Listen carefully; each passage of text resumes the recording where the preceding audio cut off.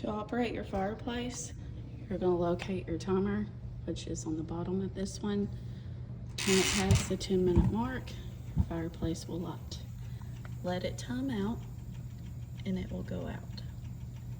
If you would like to resume using it, just do it all over again.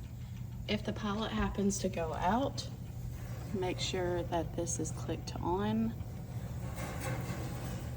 Twist the first knob to pilot to the arrow, hold it in for a moment, take a lighter out from underneath the kitchen sink, and there is where the flame comes out. You would light that, hold it in for a moment, slowly twist it on.